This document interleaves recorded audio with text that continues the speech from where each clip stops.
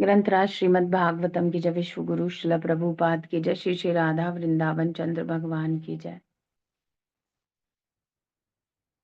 तो आज श्लोक संख्या है 3.6.28।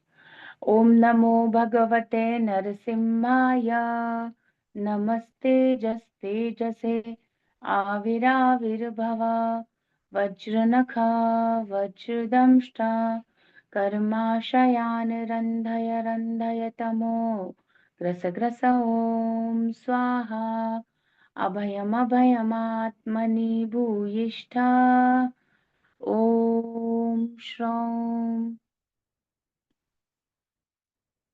3.6.28 में बता रहे हैं, कल देवताओं के बारे में बताया, विराट रूप के सिर इत्यादि, है ना, सिर जैसे, तो वहां स्वर्ग लोक और उनके पैर पृथ्वी लोक, इस प्रकार से, और विभिन्न प्रकार के देवता उनमें प्रवेश करते हैं।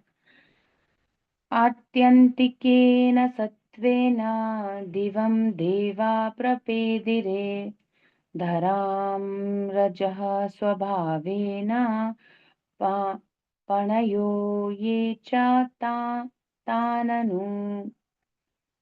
आत्यंतिकेन सत्वेन दिवं देवः प्रपेदिरे धरां रजः स्वभावेन पणयो ये च ताननु।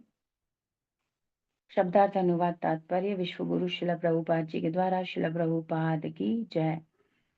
आत्यंतिकेन, अत्यधिक सतोगुण जिनमें होता है, सत्वेन, दिवम, वो उच्चतर लोकों में देवता वो वहां पर प्रवेश करते हैं या वो वहां पर स्थित रहते हैं। तो आत्यंतिकेन मतलब बहुत अच्छे गुण वाले या सतोगुण में जो स्थित होते हैं वो स्वर्ग लोक, उच्च लोकों में जाते हैं, स्थित होते हैं। धराम रजः स्वभावेन, जिनमें रजोगुण का स्वभाव होता है वो पृथ्वी पर, है ना, क्या बनते हैं, पणयः ये च तान अनु, तो कह रहे हैं वे सब क्या बनते हैं, मनुष्य,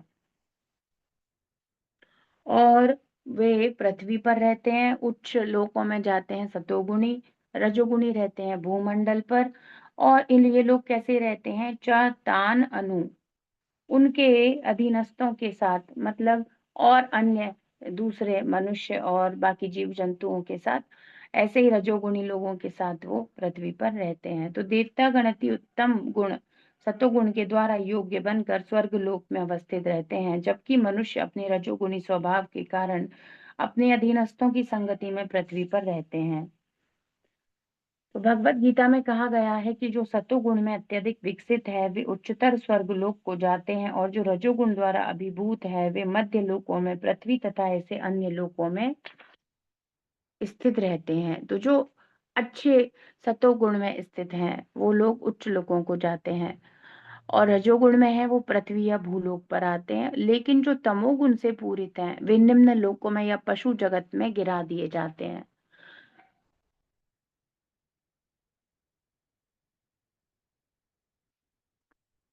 तो भगवत गीता में भी यही बताया गया है गुणों के हिसाब से। हम्म,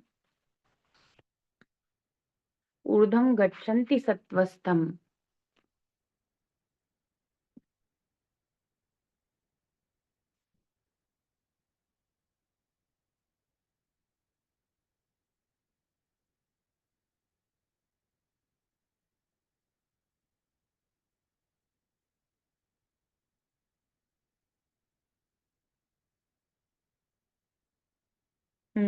यहाँ बता रहे हैं, यदा सत्त्वे प्रवृद्धे तु प्रलयं याति देहभृत् तदोत्तमविदां लोकान अमलान प्रतिपद्यते।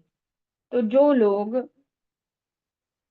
मोड ऑफ गुडनेस में रहते हैं, सतोगुण में रहते हैं, वो ऊंचे हायर प्लेनेटरी सिस्टम को जाते हैं। रजसी प्रलयम गत्वा कर्म संगीषु जायते तथा प्रलीनस तमसी मूढ़ योनि जायते।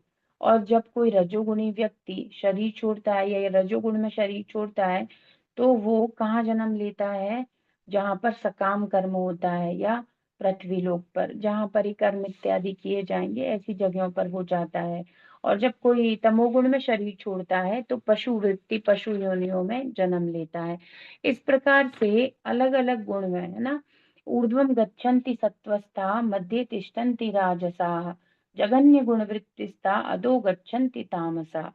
तो जो मोड ऑफ गुडनेस में होते हैं ऊपर के प्लैनेट्स में जाते हैं, और जो मोड ऑफ पैशन में होते हैं, है ना, जो रजोगुण में होते हैं अर्थली प्लैनेट्स में जाते हैं, और जो मोड ऑफ इग्नोरेंस में होते हैं वो हेलिश वर्ल्ड को जाते हैं या पशु योनि इत्यादि प्राप्त करते हैं।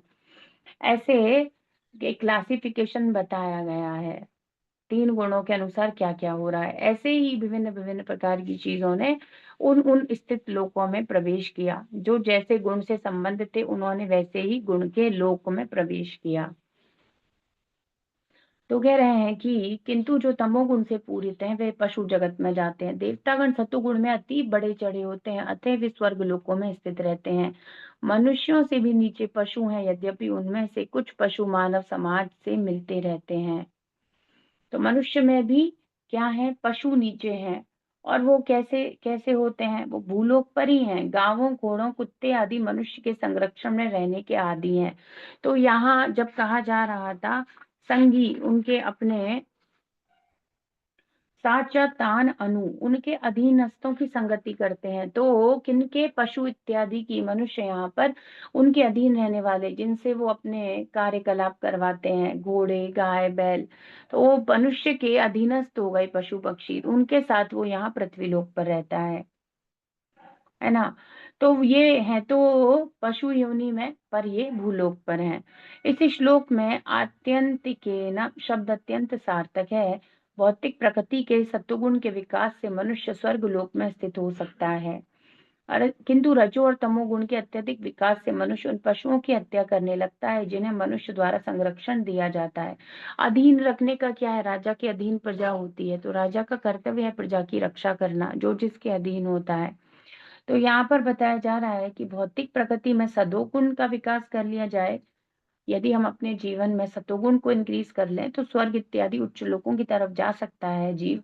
और रजो और तमोगुण में अत्यधिक विकास होने से पशुओं की वृत्ति और ऐसी स्थिति उत्पन्न हो जाती है कि वो जीवों का संरक्षण करने की बजाय क्या करना चाहता है, भक्षण करना चाहता है।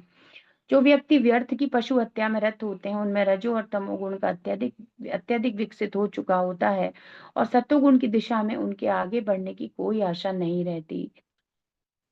तो जो पशु एनिमल किलिंग करते हैं उनमें रजो तमोगुण बहुत ज्यादा विकसित होता है और सत्वगुण की दिशा में आगे बढ़ने की कोई आशा नहीं रहती।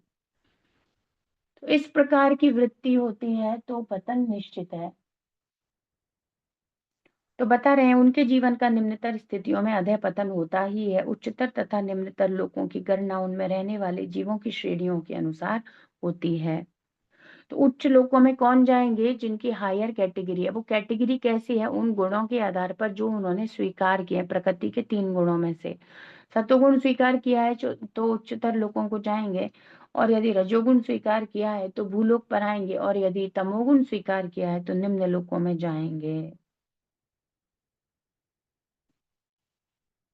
ग्रंथराज श्रीमद् भागवतम की जय। विश्व गुरु श्रील प्रभुपाद की जय। श्री श्री राधा वृंदावन चंद्र भगवान की जय।